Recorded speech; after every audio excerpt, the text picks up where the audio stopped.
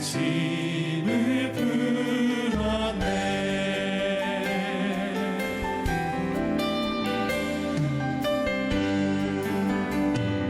다시 한번 주 안에 있는 나에게, 주 안에 있는 나에게 단 근심이 있으면 십자가 밑에 나가 내 짐을 풀어내. 주님을 찬송하면서, 주님을 찬송하면서 할렐루야 할렐루야. 내 한 길 멀고 험해도 나 주님만 따라가리.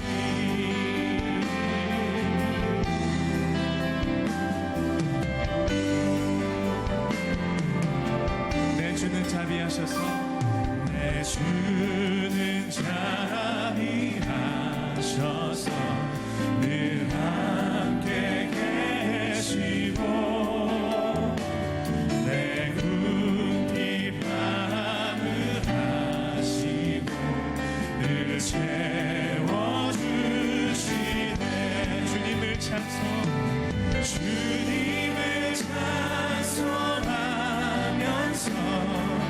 할렐루야 할렐루야.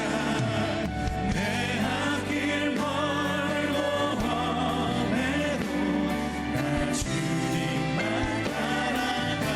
내 주와 맺은 언약, 내 주와 맺은 언약이 영불변하시니 그 나라 가니까 늘 보호하시네. 우리 함께 찬양합니다. 주님을 찬송하면서 할렐루야 할렐루야.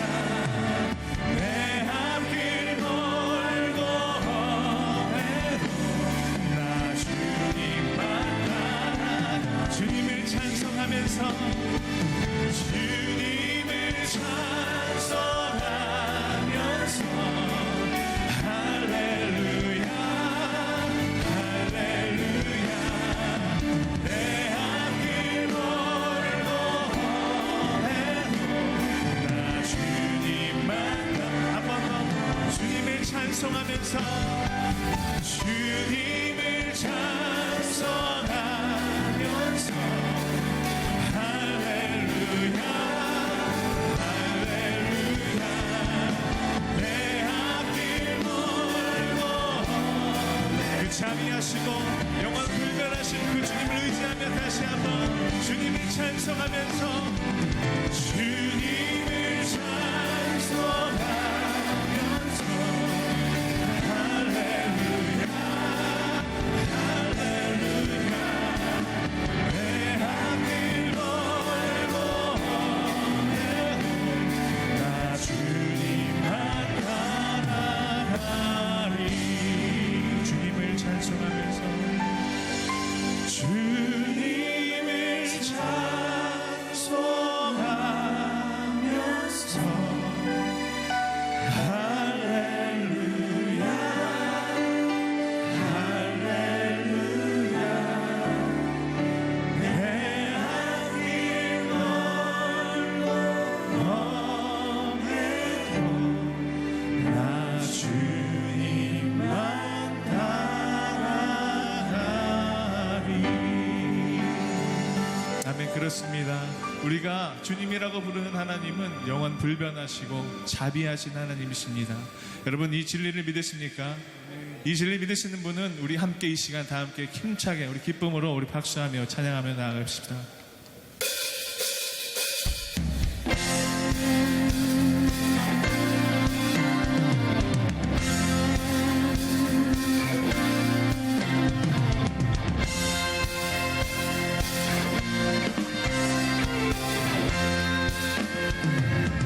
주 예수 이름, 주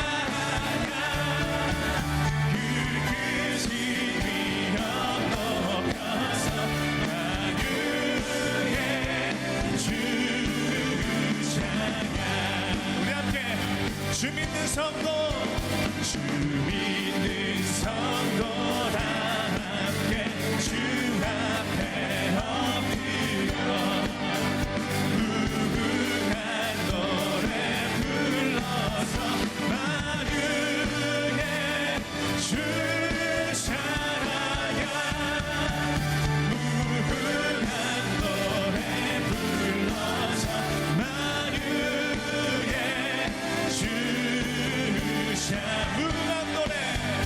무궁한 노래 불러서 만유의 주 한 번 더 우리 믿음으로 무궁한 노래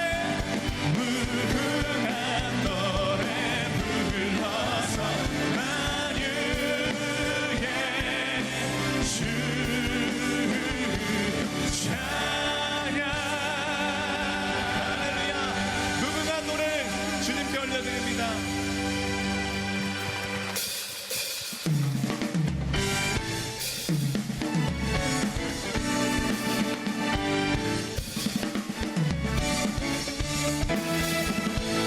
우리 계속해서 그 주님의 영광을 높여드립니다.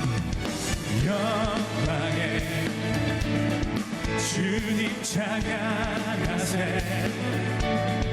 모든 영광 능력 찬송 예수님께 영광의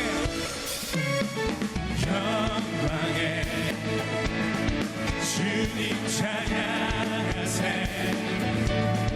주의 백성 모두 함께 찬양하세 다음에 두 손을 높이 들고 주 이름 찬양 존귀와 영광 모두 주 예수님께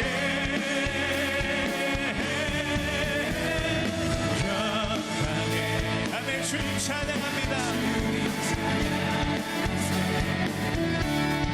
죽으시고 부활하신 만왕의 왕 다시 한번 영광의 주님 영광의 주님 찬양하세 모든 영광 능력 찬송 예수님께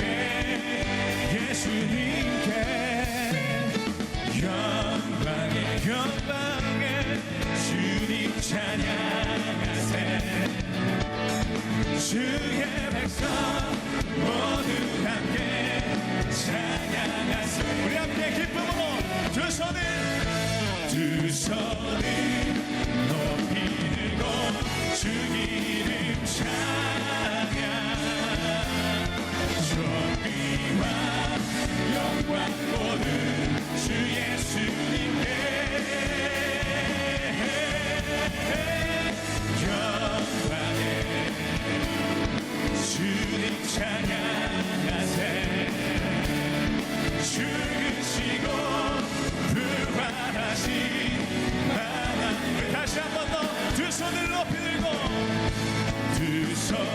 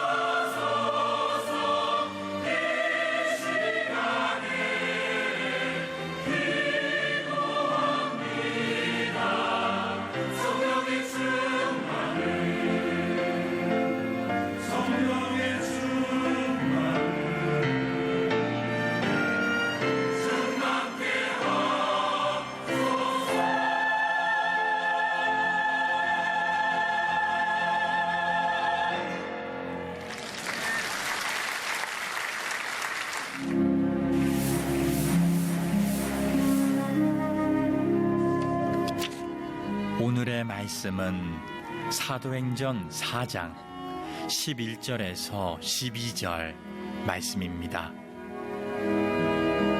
이 예수는 너희 건축자들의 버린 돌로서 집 모퉁이의 머릿돌이 되었느니라.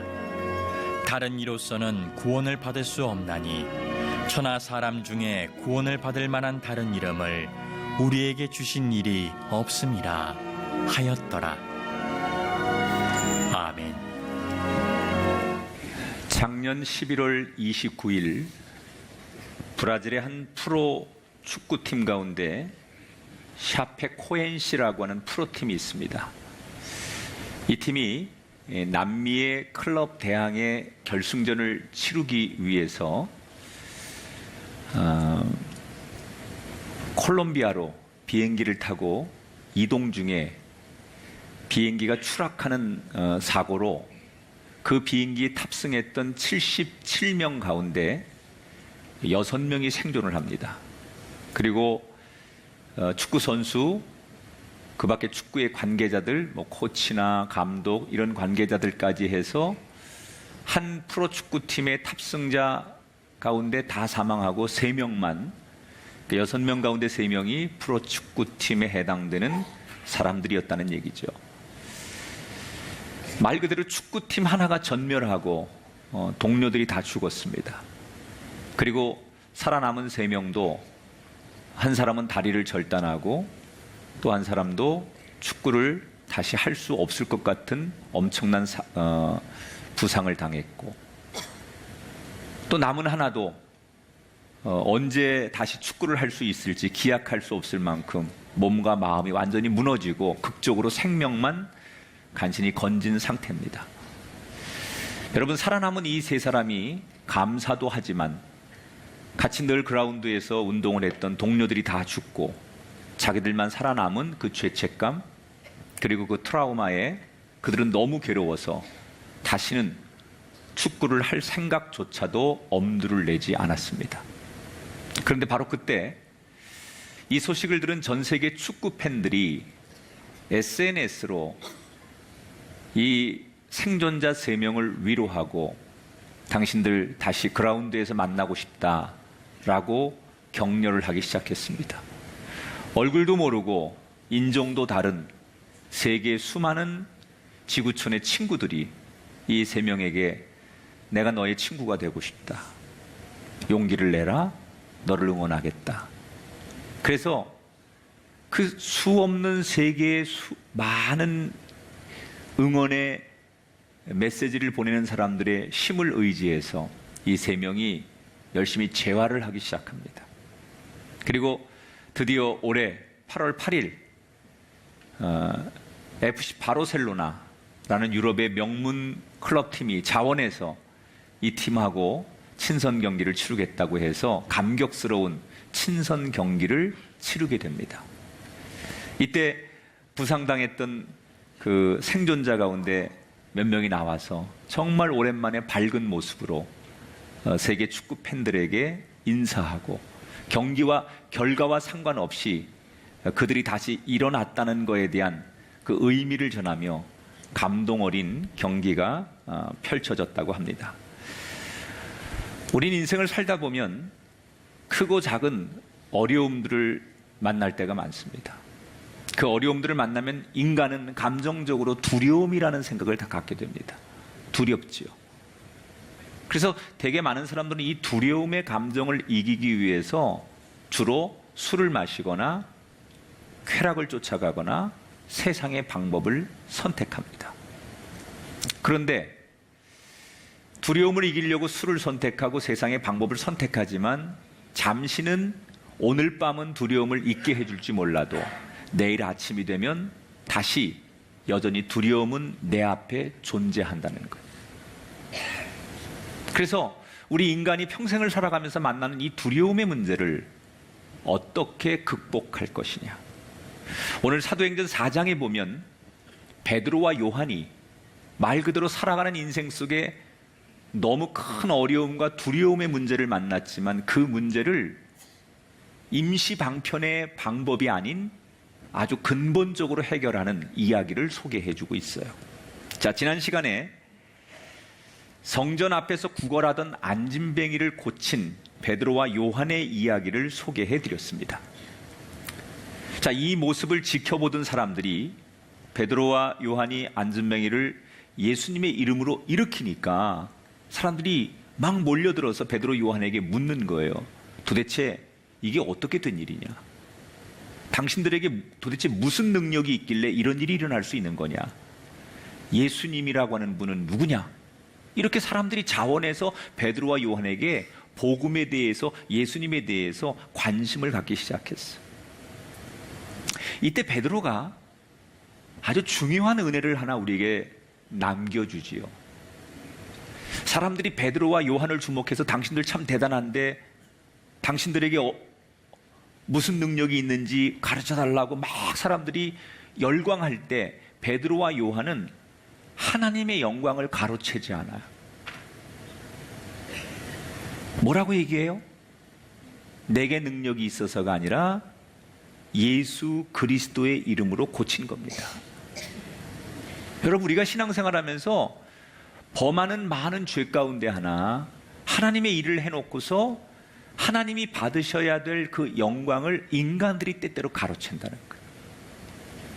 지난주에 우리는 사실 엄청난 일을 했습니다. 10,000명 이상이 모이는, 11,000명 이상이 모이는 걷기 대회를 첫 번째 행사에서 우리 교회가 해냈거든요. 모든 관계자들이, 안산의 크고 작은 단체들이 다 기겁을 하는 거예요. 기독교 연합회가 다 모여도 10,000명을 못 모으고 관에서 주도를 해도 그렇게 모이지가 않는데 한 교회가 이렇게 시작한 일의 첫 번째 행사에서 11,000명이 넘게끔 사람들이 모여서 생명이 얼마나 귀한지를 전하는 캠페인에 수없는 사람들이 놀란 건 사실이에요. 중앙에 있는 언론사들도 수십 군데에서 보도를 하면서 이 행사에 대해서 엄청나게 긍정적인 평가를 했어요. 근데 제가 돌아와서 일체 우리 스태프들에게 수고했다는 말 한마디 이외에는 냉정하게 평가에는 하겠지만 이거에 들뜨지 말아라. 왜? 이 모든 영광을 하나님이 받으셔야지. 야, 꿈의 교회 정말 대단하더라. 김학중 목사 정말 잘하더라. 이런 소리를 듣는 게 우리의 목적이 돼서는 안 된다는 거예요.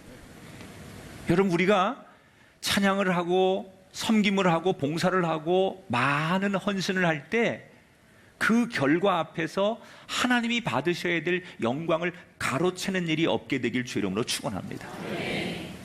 이 베드로와 요한은 사람들이 열광할 때 제가 한 게 아닙니다. 예수님이 하신 겁니다. 예수님이 살아나셨습니다. 그리고 자기들이 경험한 예수님을 전하기 시작하는 거예요. 3년 동안 자기들이 가까이서 봤던 예수님은 어떤 분이고 어떤 복음의 능력과 그분에게 영적인 능력이 있는지를 전하고 그분이 왜 십자가의 고난과 죽음을 만나셨고 부활하셨으며 다시 승천하신 이야기를 대중들에게 사실 그대로 그들은 전하기 시작했어요. 자, 이런 상황 속에서 오늘의 본문이 이어집니다. 1절, 3절 정리된 이 성경을 화면을 통해서 같이 읽어보겠습니다. 시작. 사도들이 백성에게 말할 때 제사장들과 성전 맡은 자와 사두개인들이 이르러 그들을 잡음에 날이 이미 저물었다. 자, 베드로 요한이 사람들에게 예수 그리스도를 전하고 있었습니다. 그때 제사장과 성전을 관리하는 책임자들 그리고 사두개인들, 이 사람들이 뛰어와서 부활을 전한다는 죄목으로 베드로와 요한을 체포했어요. 그리고 곧바로 이 두 사람에게 종교 재판을 진행하려고 해요. 자, 여러분, 왜 이 사람들은 부활을 전하는 게 뭐가 잘못됐다고 베드로와 요한을 체포했을까요? 이 사람들의 논리는 이런 거예요. 예수는 분명히 죽지 않았느냐. 십자가에 로마를 반역하고 신을 모독한 죄로 죽었는데 그 죽은 예수를 다시 끄집어내서 죽은 예수를 팔아서 사실이 아닌 걸 가지고 너희들이 세상 사람들을 현혹하고 질서를 어지럽히고 평화를 깨고 있으니 너희들 용서할 수 없다. 죽은 예수를 이용해서 이 세상을 혼란을 부추기는 너희들을 용서할 수 없다. 그런 논리로 지금 베드로와 요한을 체포한 거예요. 여러분, 사탄은 한 공동체, 은혜로운 공동체, 성령이 역사할 때 그 은혜를 깨기 위해 사탄이 뭘 하느냐? 외부에 있는 멀리 있는 세력들을 동원하지 않아요.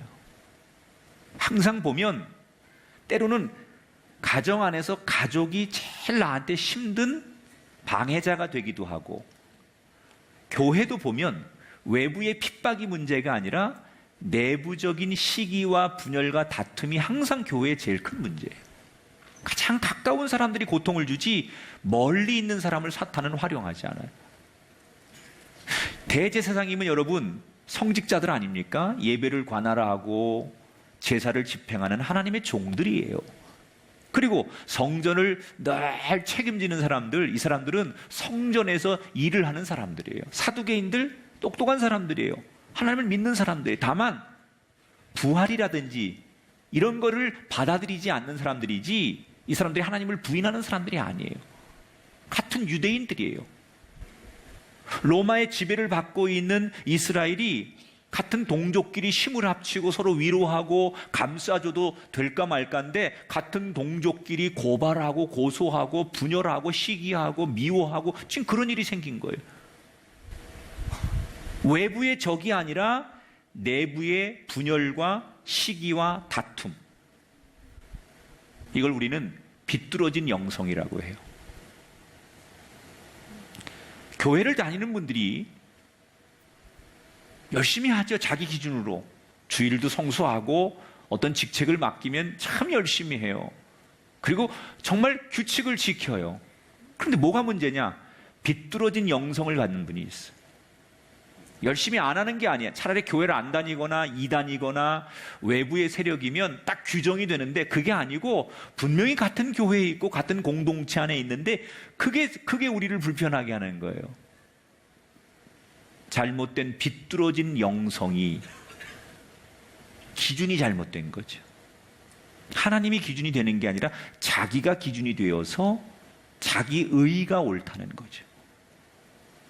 지금 제사장들과 성전 맡은 사람들과 책임자들과 사두개인들이 바로 그런 사람들 아닙니까? 자기의 기준으로.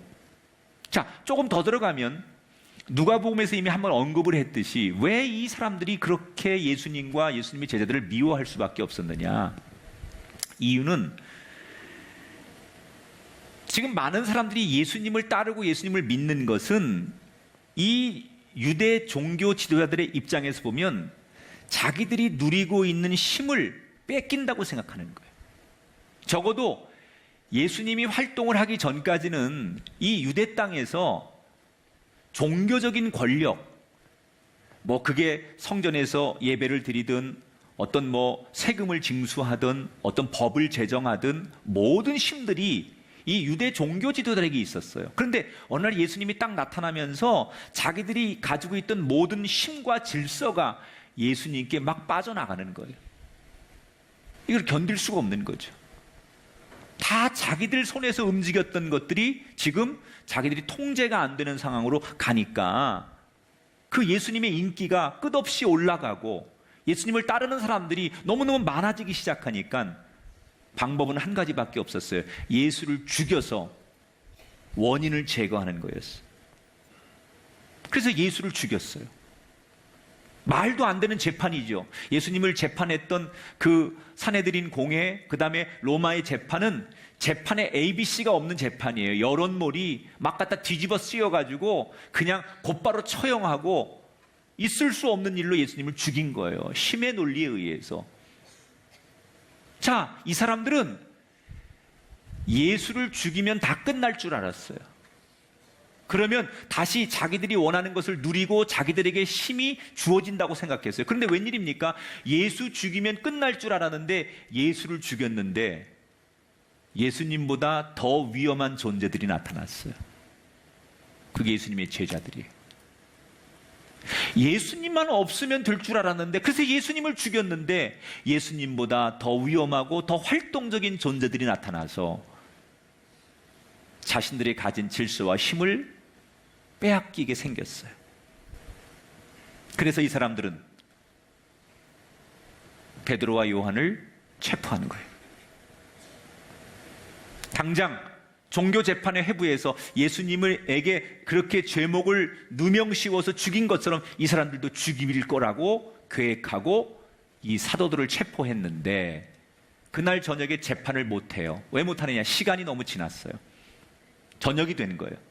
여러분, 지난 시간에 성전에 있는 태어나면서부터 앉은뱅이를 베드로 요한이 일으켜 세웠잖아요. 그때가 우리 시간으로 몇 시라고요? 오후 3시예요. 그리고 그 사람들에게 그 다음에 이 앉은뱅이의 간증을 듣고 그 자리에서 설교를 하고 이러는 과정 속에 이미 해가 저물었을 거예요. 그리고 베드로와 요한이 체포당했으니까 밤에 재판을 할 수가 없는 거예요. 그래서 일단 재판을 내일 아침에 하기로 하고 베드로와 요한을 감옥에 가두게 됩니다. 자, 여기 여러분의 상상력이 한번 필요한 것 같아요. 베드로, 요한이 여러분이라면 그 감옥에서 여러분 무슨 생각하시겠어요? 첫째, 밤새 한잠도 못 잘 거예요. 둘째, 너무 불안하고 너무 두려웠을 거예요. 지금 내일 아침이 되면 자신들을 재판할 사람들이 누구냐? 산헤드린 공회예요. 산헤드린 공회는 어떤 사람들이냐? 예수님을 죽인 사람들이에요. 그 당시 유대인들의 최고 권력 기구 중에 하나가 산헤드린 공회예요. 이건 70명으로 구성되어 있는 재판하는 사람들인데 전직 제사장, 현직 제사장, 그리고 그 사람들이 임명하는 사람들로 70명이 구성되어 있는 이 산헤드린 공회. 여기에 오늘 성경에 보면 안나스, 가야바나 이런 사람이 나오는데 이게 다 누구냐면 안나스는 전직 제사장이고 가야바는 그 전직 제사장의 사위예요. 현 제사장인데. 그러니까 쉽게 말하면 그 70명이 다 누구냐? 자기들끼리 가족들끼리 다 해먹는 사람들. 자기들이 임명하고 자기들 말 듣는 그런 사람들끼리 운영하는 최고의 권력기관이 바로 산헤드린 공회예요. 당시에 제자들이 제일 무서워했던 단체가 바로 산헤드린 공회예요. 왜? 이 사람들은 실제로 모든 권력, 모든 힘을 다 쥐고 있어요. 돈이면 돈, 인맥이면 인맥, 로마와의 결탁이면 결탁, 안 되는 게 없어요. 그래서 예수님을 죽였잖아요. 그걸 너무나 잘 알고 있는 이 제자들이 그 사람들에게 종교 재판을 받는 게 무서운 거예요. 당연히 무섭죠. 예수님처럼 죄가 있어서 죽는 게 아니라 죄목을 뒤집어 씌우고서 그냥 힘으로 밀어붙이면 자기들도 그 끔찍한 십자가의 처형을 당할 수 있다는 두려움이 당연히 제자들 마음속에 있었을 거예요. 그게 상식 아닙니까? 그렇게 불멸의 밤이 지나고 아침이 되었어요. 전 현직 대제사장들과 산헤드린 공회원들이 모두 모인 가운데 죄수들인 베드로와 요한이 끌려왔어요. 재판을 받는 거예요. 지금 모든 사람들은 뭘 상상하느냐? 베드로, 요한이 이 재판장 앞에 지금 재판관들에게 끌려올 때 그들은 벌벌 떨면서 두려워하면서 얼굴이 하얗게 질려가지고 제발 살려만 달라고 빌면서 그렇게 두려워하는 마음으로 들어오는 것을 다 상상하고 있는 거예요. 그런데 웬일입니까? 모든 사람들의 그 기대와 상상을 벗어난 행동을 베드로, 요한이 합니다. 우선 너무 당당한 거예요. 고개를 숙이지도 않아요. 벌벌 떨지도 않아요. 얼굴을 빳빳이 들고, 그리고는 오히려 얼굴에 옅은 미소를 띠며 그 70명의 재판관들 하나하나를 쳐다보며 해볼 테면 해보라는 식으로 당당하게 재판관들 앞에 걸어 들어옵니다. 보통 이곳에서 재판을 받는 사람들이 가장 익숙한 장면은 아무리 바깥에서는 별짓을 다 하고 강한 척해도 여기 들어오는 순간 벌벌 떨고 무서워하고 살려달라고 비는 것들이 익숙한 이 자리에 베드로, 요한은 그렇지 않았다는 거예요. 너무 당당하게 걸어 들어옵니다. 여러분, 우리가 아는 베드로는 어떤 사람이었습니까? 몇 주 전에 예수님이 십자가에 처형당하기 전에 두려워 자기도 같은 공범자라는 얘기를 듣고 싶지 않아서 그게 무서워서 도망치고 숨었던 사람, 자기의 의견 하나를 누구 앞에 떳떳하게 드러내지 못한 연약하고 한 계집 종만큼도 못한 볼품없는 인생, 능력이 그거밖에 안 되는 사람이 베드로였어요. 그런데 불과 몇 주 만에 어떻게 이렇게 당당하고 어떻게 전혀 다른 사람으로 돌변할 수 있도록 무엇이 그를 이렇게 만든 걸까? 그 힌트가 오늘 10절에 나와요. 자, 같이 읽어볼게요. 10절.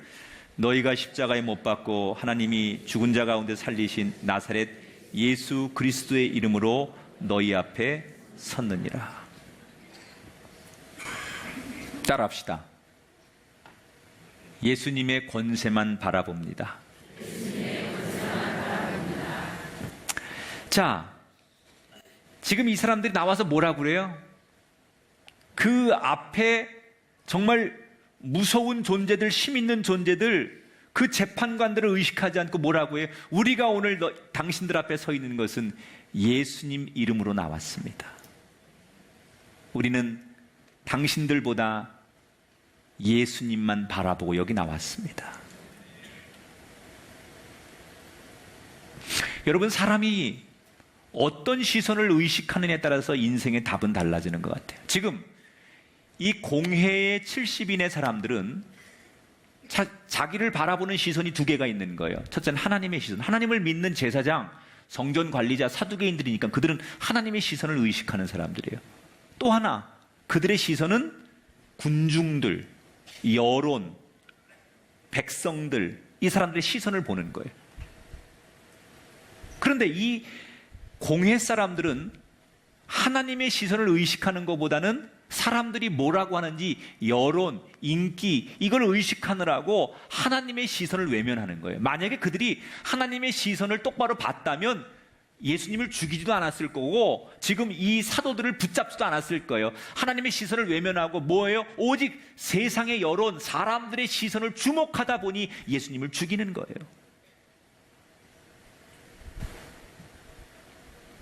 그런데 베드로와 요한은 어때요? 사람들의 시선을 주목하는 것보다 하나님의 시선을 두려워하는 거예요. 뭐라고 말해요?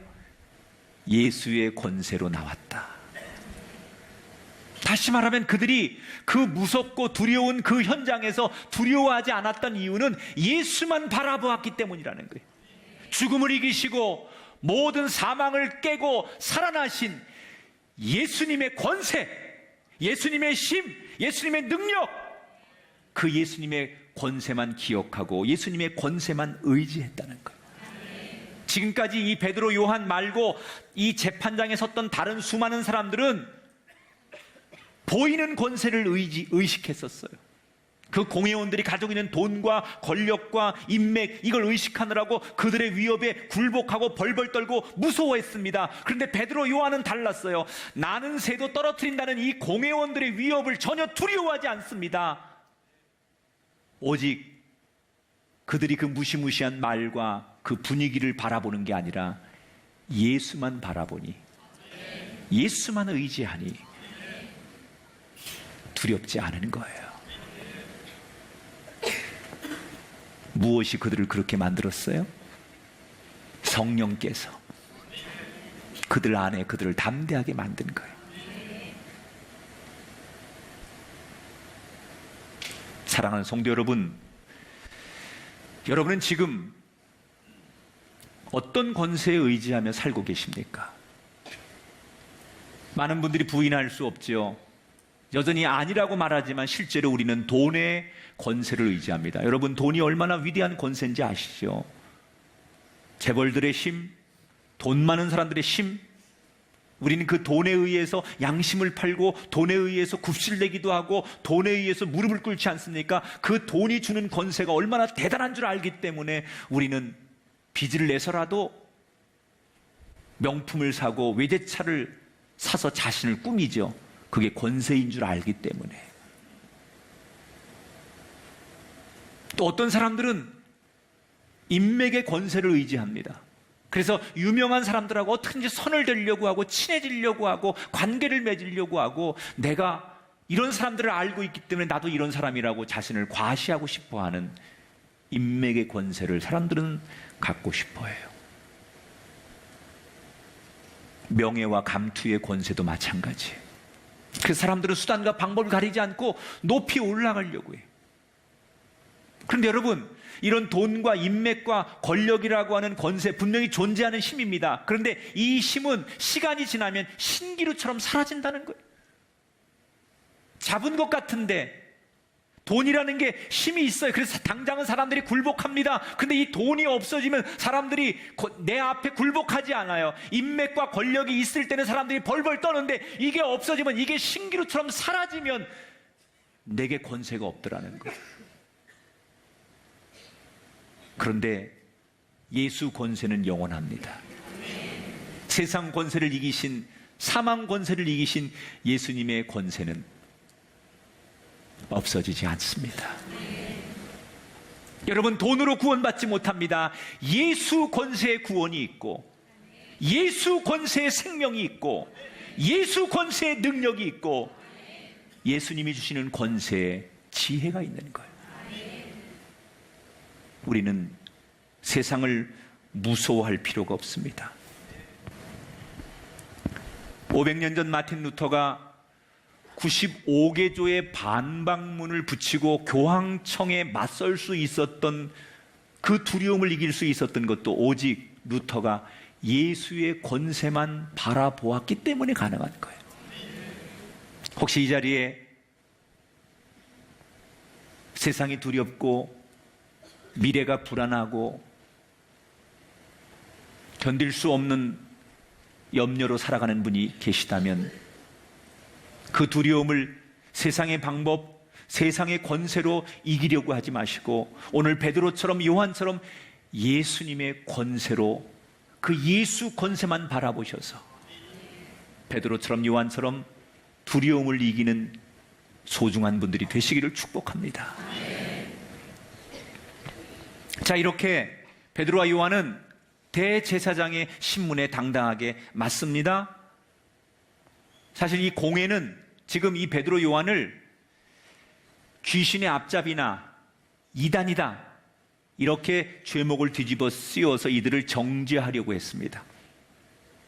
그리고 그들에게 거의 힘으로 이단의 앞잡이, 귀신의 앞잡이 뭐 이렇게 지금 두 사도를 몰아가고 있는데 이때 이 두 사도가 그 무시무시한 재판관들 앞에 예수님도 죽인 그 사내들인 공회원들 앞에서 당당하게 또박또박 그들의 질문에 또는 그들의 이야기에 반박을 하면서 얘기를 하는 거예요. 뭐라고 얘기를 하느냐?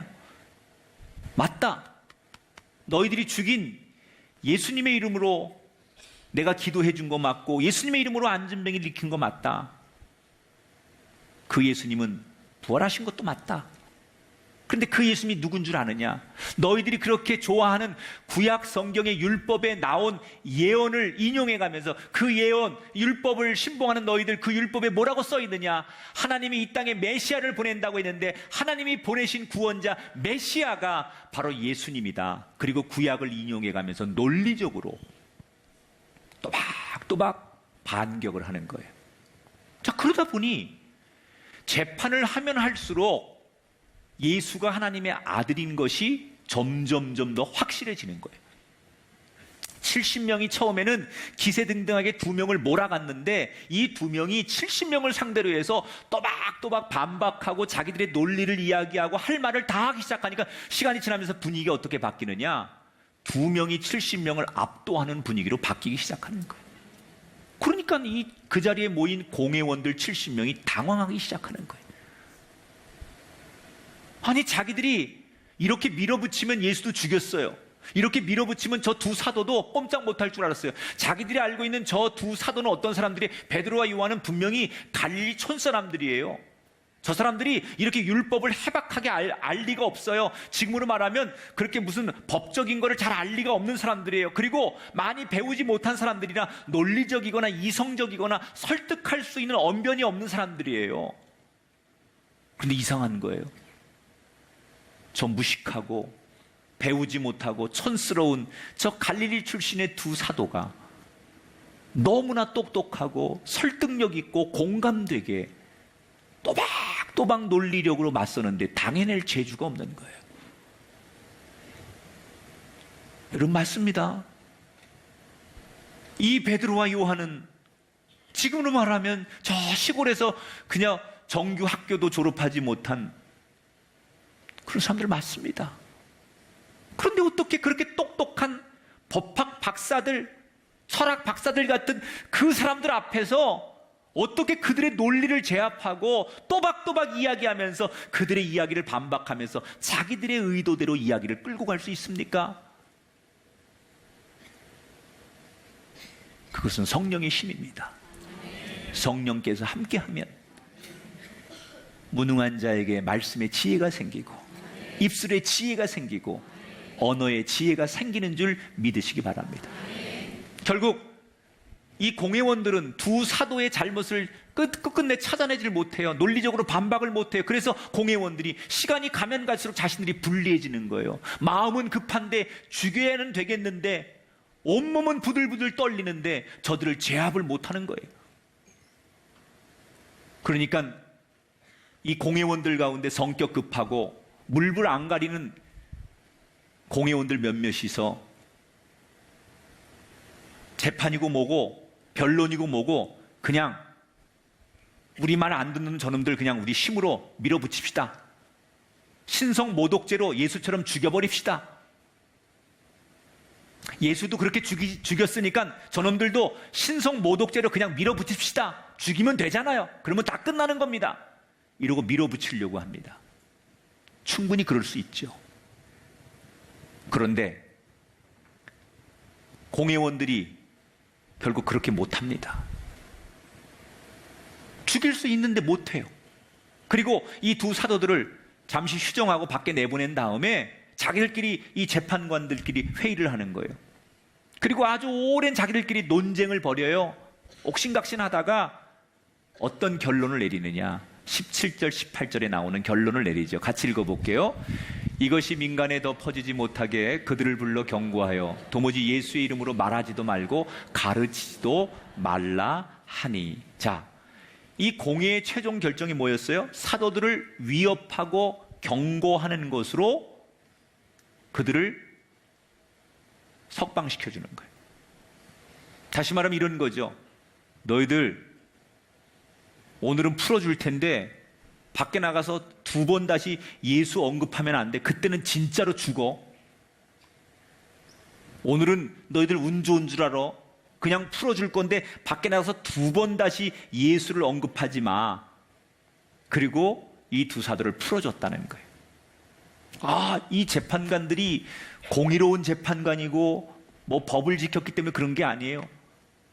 두 사도가 풀려나가서 이 걸어나가는 뒷모습을 보면서 나머지 70명들이 온몸을 부들부들 떨기 시작합니다. 저놈들을 죽였어야 되는데 우리가 죽이지 못하고 저렇게 제 발로 걸어가게 만들다니 수치와 모욕감을 느껴요. 여러분, 우리 하나님은 참 멋진 분이에요. 그들이 죽을 수밖에 없는 복음이 예수님의 능력이 전해지지 못하도록 막으려고 하는 재판을 오히려 만천하에 예수님의 부활과 예수님의 복음을 전할 수 있는 기회로 바꾸셨어요. 위기를 기회로 바꾸시는 거예요. 여러분의 인생에 이런 축복이 일어나길 바랍니다. 삶의 위기와 여러분 고통이 오히려 그것이 여러분 인생의 전화위복, 하나님의 기회가 되길 주 이름으로 축원합니다. 그러면 여기서 궁금한 거, 왜 이 사내들인 공회원들이 이 두 사도를 죽이지 못하고 온몸을 부들부들 떨면서 그들을 풀어준 걸까? 어떡하든지 죄목을 뒤집어 씌우고 밀어붙이면 됐을 텐데 왜 죽이지 못하고 풀어줄 수밖에 없었느냐? 이유가 있어요. 자, 21절에 가볼게요. 관리들이 백성들 때문에 그들을 어떻게 처벌할지 방법을 찾지 못하고, 누구 때문에요? 백성들 때문에 다시 위협하고 놓아주었다. 앞서서 말한 대로 이 공회원들은 하나님의 시선, 하나님의 뜻보다는 민심이 더 무서웠던 사람들이에요. 여러분, 우리는 세상의 눈길보다 하나님의 눈을 더 무서워해야 하는 사람이 그리스도인이에요. 언제나 하나님의 시선이 먼저인 사람이 되시기 바랍니다. 사람들 눈에만 좋으면 안 돼요. 하나님 눈에 좋아야 돼요. 그런데 이 종교 지도자들은 거꾸로였어요. 하나님의 뜻보다는 민심이 더 무서운 거예요. 그래서 지금 자기들을 이 재판 과정을 지켜보는 수없는 민심들이 있어요. 그 사람들이 뭐라고 말해요? 다 이 두 사도의 편이에요. 거기는 어떤 사람들이 와 있느냐? 어제 그 성전에서 안진뱅이로 있다가 고침받은 그 안진뱅이를 비롯해서 그 예수님을 믿겠다고 막 뜨거운 성령을 체험하고 은혜 체험하고 부활하신 주님을 만나고 찾아온 수없는 사람들이 지금 재판을 보고 있는 거예요. 바깥에서 소란을 피우진 않았지만 다 이들은 암묵적으로 베드로와 요한이 부활하신 예수님을 얘기할 때 예수님이 죽지 않았습니다. 살아났습니다. 그 예수님의 이름으로 기도하면 능력이 나타납니다. 이런 얘기를 할 때마다 뒤에 있는 군중들이 암묵적으로 동의를 하는 거예요. 맞습니다. 우리가 그 증인입니다. 그 안진뱅이 같은 사람은 아마 밖에서 울면서 저 사도들의 말이 맞습니다. 나는 안진뱅이였는데 저분들이 예수의 이름으로 나를 일으켜 주셨습니다. 나를 고쳐주셨습니다. 내가 증인입니다. 그리고 울면서 그들은 항변했을 거예요. 이 70명의 재판관들이 처음에는 이 두 사람만 불러다가 그냥 인민재판, 여론재판식으로 밀어붙여서 죽이려고 했는데 저 밖에 있는 민심들이, 밖에 증인들이 이 사도들을 변론해 주는 거예요. 그래서 그들은 그 민심이 무서워서 이 사도들을 변호해 주는 증인들이 너무 많아서 둘을 죽일 수가 없었던 거예요. 여기 중요한 메시지가 하나 있어요. 오늘날 한국교회나 신앙과 믿음을 지키는 성도들이 참 어려운 시대예요. 그 어느 때보다도 신앙을 지키고 믿음을 지키고 하나님 앞에 우리가 이 거룩하게 살아간다는 게 참 힘든 세상이에요. 얼마나 많이 우리를 괴롭히는지 몰라요. 그런데 여러분, 그 세상에 우리를 힘들게 하고 우리를 넘어뜨리려고 하는 그 사람들 앞에서 그 두려움을 이기는 방법 중에 하나가 뭐냐? 왜 한국교회가 지금 힘을 잃어가고 있느냐? 저는 그 이유가 우리가 증인으로 살지 않기 때문에 그래요. 세상은 이 두 사도를 넘어뜨리고 어떻게 죽이려고 하는 것처럼 모든 세상의 언론과 기관과 힘과 모든 것들이 하나님의 진리를 막으려고 하고, 여러분, 예수님의 부활을 부인하려고 하고 신앙을 인정하지 않으려고 해요. 그런데 우리가 그것을 막아내는 유일한 힘이 뭐냐? 비록 우리가 숫자가 많지 않아도 내가 만난 예수님을 내 입으로, 내 삶으로 증언해야 돼요.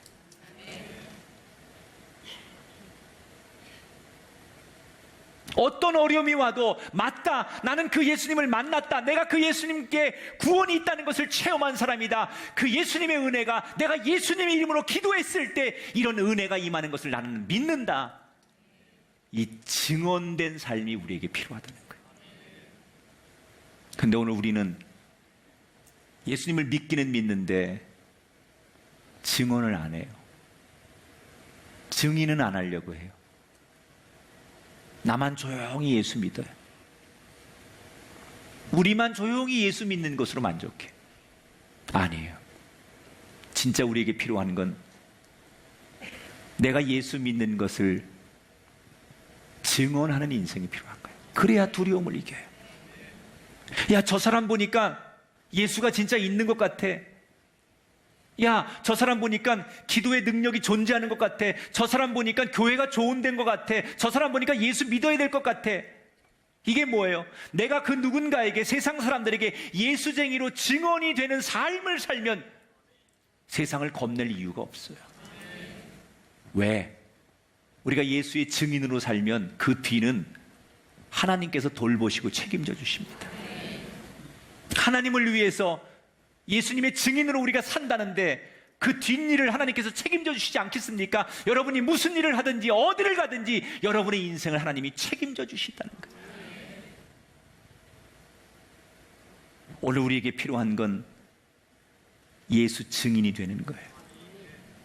증인이 되라고 하면 우리는 굉장히 거창한 생각을 많이 하는데 아니에요. 우리의 말 한마디, 우리의 작은 행동, 우리의 표정 하나가 예수님을 증언하는 거예요. 사도 바울이 고린도 후서 2장 15절에 이런 얘기합니다. 같이 읽어봐요. 우리는 구원받는 자들에게나 망하는 자들에게나 하나님 앞에서 그리스도의 향기라. 당신을 보니까 진짜 예수가 있네요. 당신을 보니까 예수 향기가 나네요. 당신을 보니까 예수님이 살아계신 것 같네요. 당신을 보니까 예수 따라가야 되겠네요. 내가 이런 증언을 듣는 인생이 돼야 된다는 거예요. 그래야 이 세상이 두렵지 않아요.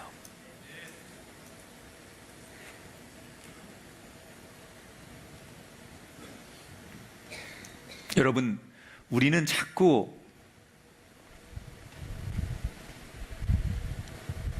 예수님을 감추려고 해요. 우리가 세상에 나가서 내가 믿는 예수를 가능하면 감추려고 해요. 여러분, 그리스도를 감추는 인생이 되지 마세요. 왜 여러분 그리스도를 감춥니까? 왜 복음을 감춥니까? 왜 복음의 능력을 여러분 자꾸 왜 감춥니까? 나로 하여금 이 복음이 드러나고, 나로 하여금 십자가가 드러나고, 나로 하여금 예수님이 드러나야 되는데 내가 자꾸 감추는 거예요. 내가 믿는 예수를 자꾸 숨기는 거예요. 증언된 인생, 증인으로 살지 않아요. 감추기에 급급해요. 내가 믿는 예수 별거 아닌 것처럼 내 스스로 감추는 거예요. 그러니까 세상이 점점 더 무서워지는 거예요. 예수 믿는다는 것조차도 부끄러워 얘기하지 못할 만큼 예수를 감추는 세상이 됐다는 것, 이것이 복음의 능력을 잃어버리게 만들었다는 거예요. 증언자가 되십시오. 복음의 증언자가 되시고 예수의 증인이 되십시오. 그래야 복음의 능력이 나타나는 거예요. 말씀을 정리합니다.